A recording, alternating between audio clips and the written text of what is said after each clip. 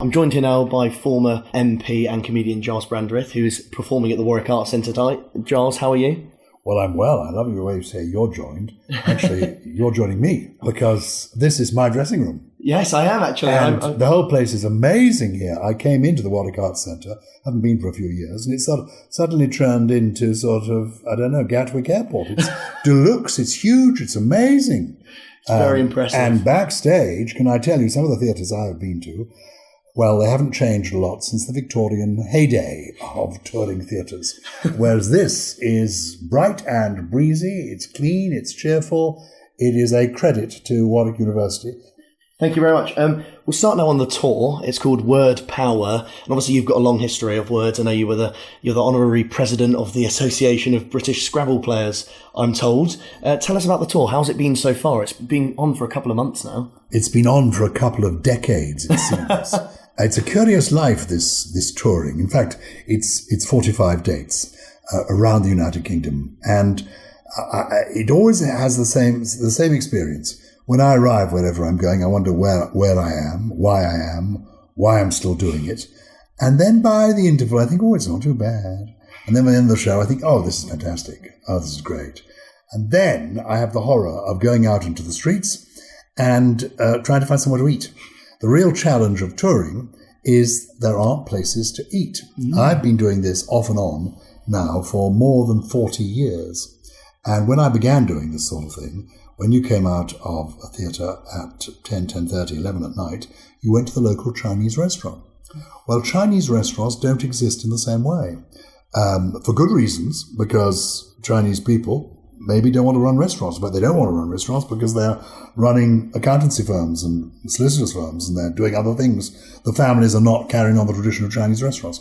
So if you're lucky, you will find a delicious Bangladeshi restaurant, but even those are not as many as there used to be, so it's quite a challenge. So often my wife and I retreat to the Premier Inn in the hope of bumping into Lenny Henry, but he doesn't. We've seen the advertisements. We have never seen him, actually, to be honest. We are at Premier Inns all the time. We're looking under the pillows, under the beds. No sign of Sir Lenny, but we sneak in our M&S or Waitrose food, and we sit on the edge of the balsa wood bed, and we tuck into a late-night feast. So that's the touring life. It's fascinating because it's live theatre, and that is what is intriguing about it. The show is a celebration of words and language. It's called Word Power because words are what define us. I love language. English is the richest language in the world. I mean, literally 500,000 words in the Oxford English Dictionary. French equivalent is about 100,000 words, and that includes le weekend. So we have this wonderfully rich language. And it's worth celebrating because language is power. Language is what defines us, differentiates us from the animals and those whose hands do trade upon the ground. As Bertrand Russell, the great philosopher, once said, no matter how eloquently a dog may bark, he cannot tell you that his parents were poor but honest. Only words can do that. So it's a show all about words. And to go with the show, there is a book called Word Play. And after the show, we set up our stall. This is the reality of show business. We set up our stall outside, and we flog the merch. It's called the merch. And my wife collects the money. And why do we do this? Because we need the money. As I explained to people, we've both discovered over the years that money is in fact the one thing keeping us in touch with our children. So we still have to bring in some money, and we try to keep hold of it because nobody told us about Panama. So we didn't get the memo. We didn't get the memo when that one was going around. We missed out on that. So we're still earning our keep. So we sell the merch, and the book is the book of the show. It's called Wordplay. It's a celebration of words and language, and it's got some of the meatier stuff in it. You know, for example, in the show. I don't have a support band. Some acts go on, they just do 50 minutes, or an hour, because this show began in Edinburgh as an hour, but it has to be a full evening. So it's a 2-hour show. Some of the acts bring on support acts. I don't know if but that may be whoever was here as the matinee. It could be the stripper. I don't know. Anyway, it's somebody singing in the background. Backstage life. So we sell the merch, we sell the book, but the book does more substantial stuff than the show can do. For example, in the show we talk about politicians and their use of language. And of course, Barack Obama could be credited with having become president because of his eloquence. Oh, here's somebody coming in. This is Martin, who is the excellent sound guy here at the Warwick Arts Centre. And Martin has just put the batteries into the mic, and they seem to be working. He's getting credit. Hey, he's waving at his... He's famous now. Anyway, so, for example, I talk about Barack Obama and how his eloquence 8 years ago during the presidential campaigns made him stand out from the crowd, and how words do define politicians. Certainly, I don't think I'd remember his predecessor, the 43rd President of the United States, George W. Bush, had it not been for his amazing way with words. He's the fellow who said, the trouble with the French is they don't have a word for entrepreneur. In the book, I'm able to give you a whole collection of Bushisms. Obviously in the show, it's a 2-hour show, it's a roller coaster. We hope it's a magic carpet ride around the world of words. They can't be the substance there is in the book. Right. And now on the subject of words, you obviously spent a lot of time in the House of Commons where there's a lot of words. I know Jacob Rees-Mogg famously uses interesting words there. I was just wondering, what profession would you say you preferred? Comedy or politics, or are they quite similar? Well, there is among certain politicians a kind of theatrical bent. And I think, I must say, Jacob Rees-Mogg could tour the halls. He's a most extraordinary character. And he looks as if he's appearing in a costume all the time. But actually, that's the way he naturally... he's bright and he's amusing, and I find him very likeable. But he does look like a character from a sort of Jeeves and Wooster sitcom, doesn't he? So, I don't know what to say. I do believe in the value of words. One of the things that saddened me a little bit about the House of Commons is that the chamber of the House of Commons is no longer the fulcrum of debate. You see Prime Minister's questions, and it's a sort of set-piece ding-dong. The chamber is full then, but I don't know that the exchanges reveal very much. At other times, the chamber is often virtually empty.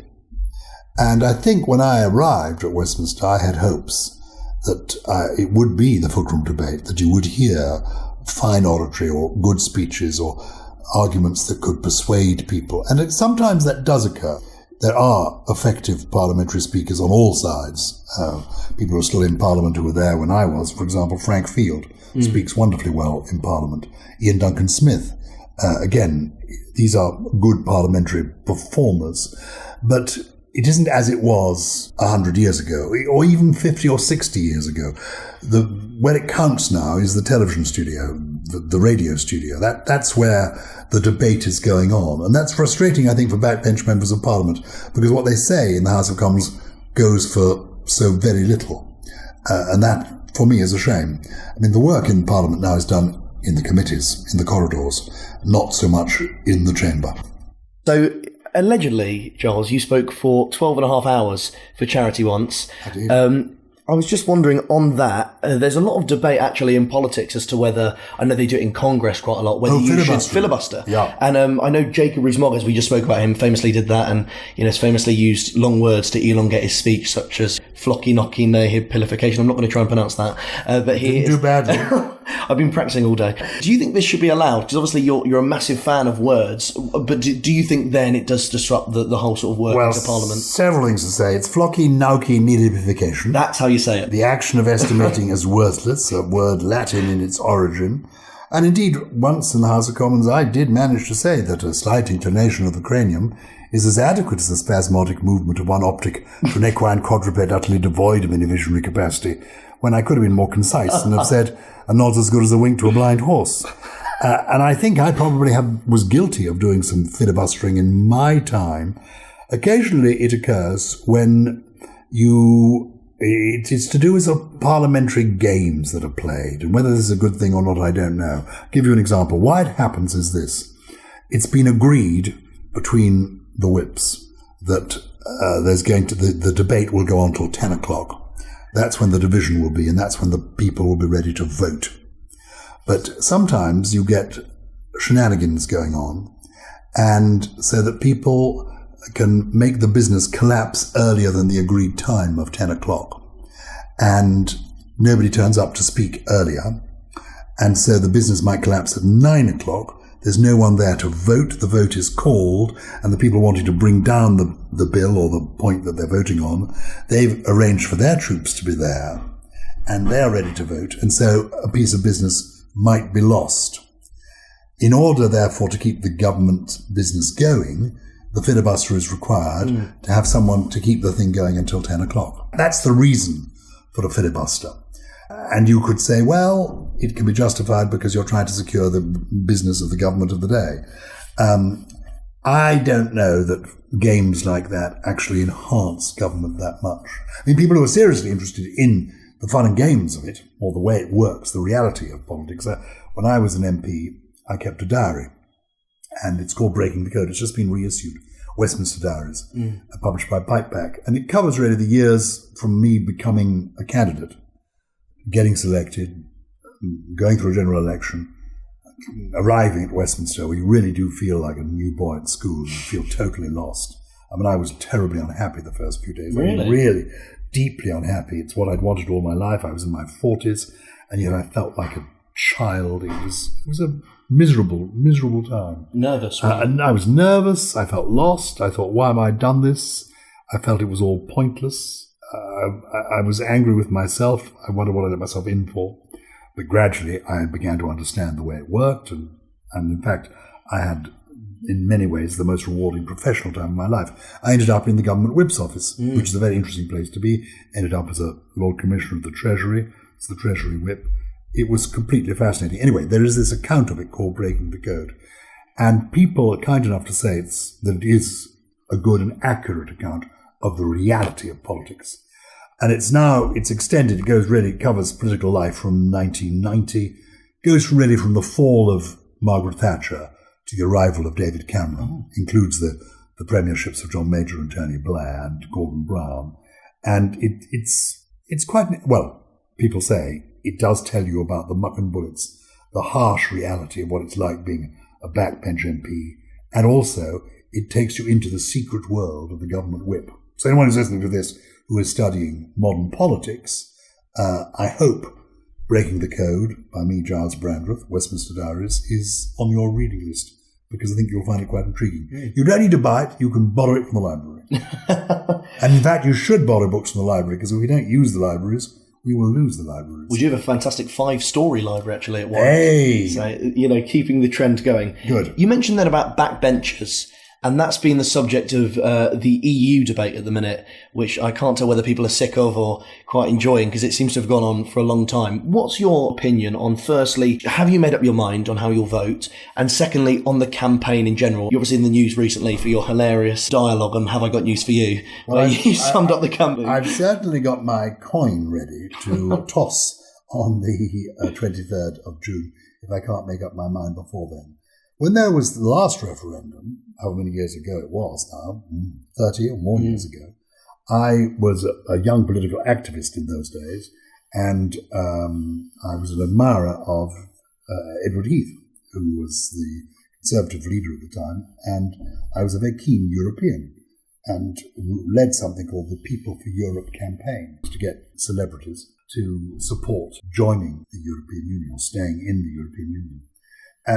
Now, I have to say, I think it's much more closely balanced. And I would find it, as many people do, quite difficult to make up your mind. I don't like the idea of all the bureaucracy that exists, the great machinery that is the European Union. I don't like the lack of accountability, the remoteness of it. But at the same time, I do like the idea of being outward-looking and being part of something that's bigger than ourselves, and the idea of the single market. So I'm one of those people who is genuinely torn. I probably will vote Remain simply because of fearing something worse.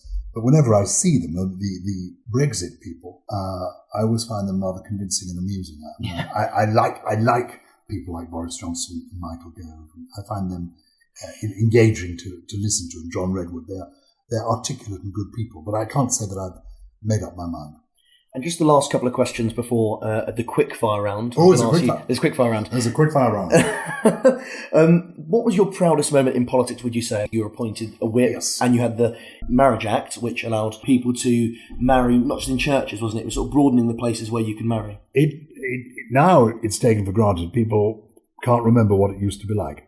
Before I introduced the 1994 Marriage Act, if you wanted a civil wedding, you had to go to a register office. And register offices were all in sort of county buildings, municipal buildings. And it was like getting married in a public lavatory often. They were just very dull municipal rooms, often really unattractive. And a constituent of mine came to see me. She owned a small castle, Pegforton Castle. And she said, well, if people can get married at Chester Cathedral, why can't they get married, which was my constituency at Chester, why can't they get married at Chester Castle, my castle, or, stately home, a beautiful hotel, historic house? And I agreed with her. And I introduced this legislation, which has changed the nature of marriage. There'll be people listening to this who are thinking of getting married or who have got married and didn't want a church wedding, weren't religious, but wanted a special venue. And it's thanks to my piece of legislation that they're able to get married in that way. So that's my one real claim to fame. But curiously, it's a major claim to fame, because if you look at the last, 15 years, apart from that and the legalizing of civil partnerships and then gay marriage, there have not really been fundamental changes that 1,000 years or 100 years from now people will look back on. My other claim to fame is if you go to London and go to Trafalgar Square, you will see there is a plinth on which interesting modern works of art are positioned. This comes about because when I was a parliamentary private secretary to the Secretary of State for the National Heritage, I was walking, the offices were in Trafalgar Square, and I was walking to the office one day from Westminster, and I saw this empty plinth. And I thought, there's an empty plinth, we should put something on it. So I went in and I said, there's an empty plinth out there, who's responsible? They said, well, I suppose we are, it's the Department of Culture. I said, good, well, let's put something interesting on it.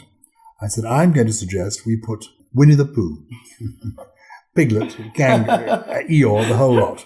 I said, they're British, they're marvellous, they've given more happiness than all the other, everybody else in the square. I said, Nelson, I know he was a hero, etc., but a lot of people killed in the Battle of Trafalgar. Winnie the Pooh's only ever done good in our life. And they said, you can't do that. The place is, Trafalgar Square, it's dedicated to military victories. Heroes of the Navy, the Army, the Sea. I said, oh, fine, we can't have Winnie the Pooh.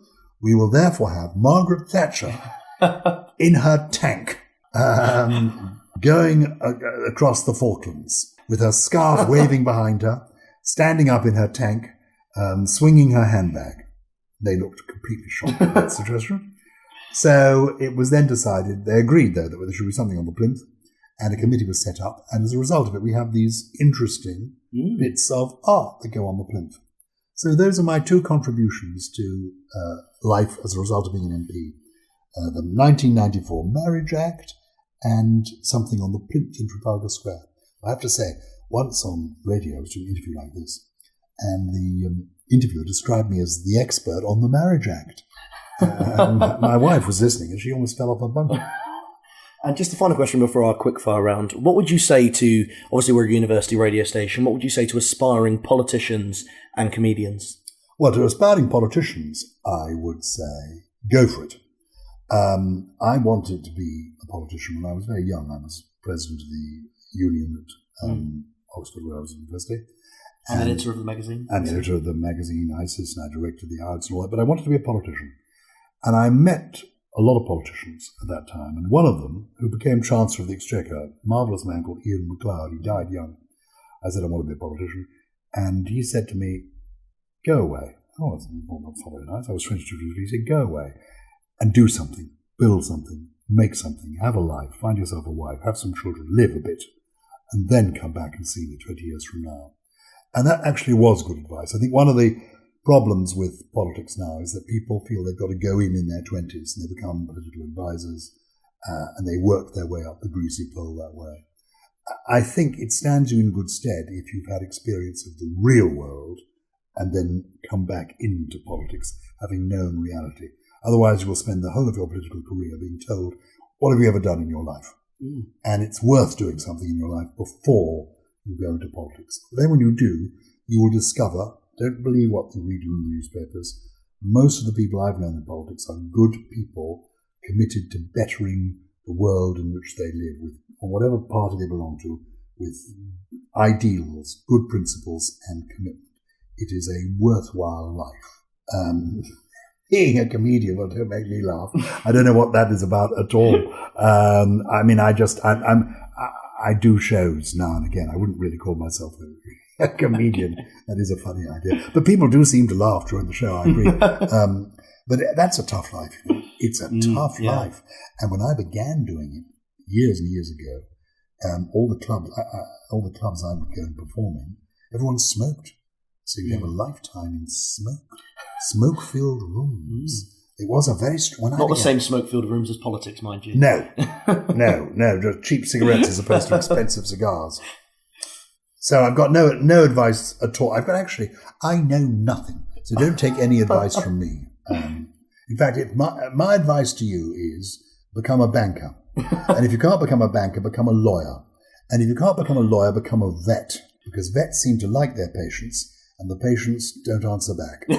So be a vet. Boodles of money if you're a vet. That's very sought after. And also there are more female vets than male vets now. It's a good equal opportunities career. So that's my advice. Forget comedy. Certainly forget comedy. Forget politics for the moment. Be a vet, or a banker, or a lawyer, or an engineer. Mm-hmm. Yeah, the world is actually run fundamentally by the engineers. Or an accountant. If you're an accountant, you can do anything. You really can do anything. It's just a basic qualification. It then frees you up to do anything in the world. I have a daughter who's an accountant. And she's now, she's an economist, but she was an accountant for a while, an economist. She then joined the civil service. You can do anything you like. Anything you like. Oh, brilliant. What are you going to do? Well, I'd like to go into radio, ideally. That would be the ideal thing. But... Oh, dear. Well, you're making a very good start. Oh, thank you very much. Yeah. So, quickfire round. Who do you see as the next Conservative Party leader, potentially? Well, it would be embarrassing, wouldn't it? I'm telling people I'm not running. Obviously, if they press me, if the call is that great, I might consider it. But I don't know is the answer to that.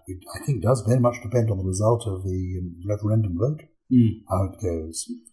Very interesting. I have no idea. Maybe we'll all be surprised. But if required, obviously, I have to argue with my wife because she doesn't want me to do it anymore. But I'd be ready to serve again. Who do you see as the next president of the US? Well, I must say I'm fascinated by Donald Trump. The most amazing specimen. I'm so excited by his very existence. The idea, that Donald Duck and Woody Woodpecker had a love child at all is amazing to me. So I don't know what the result is going to be there either. I met Mrs. Clinton, which is quite impressive, and I met her husband, the most charming man I've ever met. Yeah. So I don't know. I'm going to be tossing this coin a lot, isn't it? Yeah, fascinating. If you had to choose between Monopoly or teddy bears, which one would it be? Teddy bears. Teddy bears. Yeah, yes, I'm a former European Monopoly champion, but Monopoly inevitably ends in tears. People fight over Monopoly. Every game of Monopoly ends in tears. And was your father, am I right in saying, the first person to buy one from Selfridges? In 1937, Christmas 1937, he bought a game of Monopoly, and through that he met my mother, and a few years later I was born. So yes, I owe my life to Monopoly. Even so, I prefer teddy bears. And all my teddy bears, I've got 1,000 of them, now live at somewhere called Newby Hall in North Yorkshire, including the original Fozzie Bear. Oh, yes. So if you like the Muppets, that's the place to go. Newby Hall, North Yorkshire. Say hello. Who is your political idol? Goodness, my political idol. Who do I admire in politics? I think I admire Arthur Balfour. The reason being, he's the man who said, nothing matters very much. Most things don't matter at all. Who was your best friend in Parliament? I had lots of very good friends in Parliament on all sides. A very good friend of mine who'd been at university with me was a man called Stephen Milligan, who sadly... The house is now open. Do not cross the stage. No, this is telling us the show's about to begin. So I had a lot of friends in politics. I got on very well with Tony Benn because we both kept diaries. So people who keep diaries tend to stick together. And just finally, could you tell us what happened on your train journey involving a public lavatory? Oh, my goodness. I can't tell you about that, but it's because I'm on Twitter that you know about this. I was so frustrated. I should have taken a photograph of it. Basically what happened is I was in the loo and... no, I wasn't in the loo. I was trying to go to the loo. I pressed the button and the door opened and this poor man was in the loo with his trousers around his knees, and he then tried to press the button to get out, but I pressed the button to close it, so he was pressing the button, he was actually opening it. Anyway, he got caught. I'm surprised that neither of us was arrested. Thank you very much for joining me. And can I say, Henry Riley, your future in broadcasting is assured. I still think you should become a vet, an accountant, a lawyer, or a banker. But if you want to go into radio, do. My name's Gyles Brandreth, and you're listening to Raw. Sorry, as my screen pops off for a minute there. That's okay. It's better than the audience popping off. I've had people die in the audience. You're listening to Raw. Oh, the Conservative Party has recovered from everything eventually, yes, and it will recover from this too. My name is Jacob Rees-Mogg, and you're listening to Raw.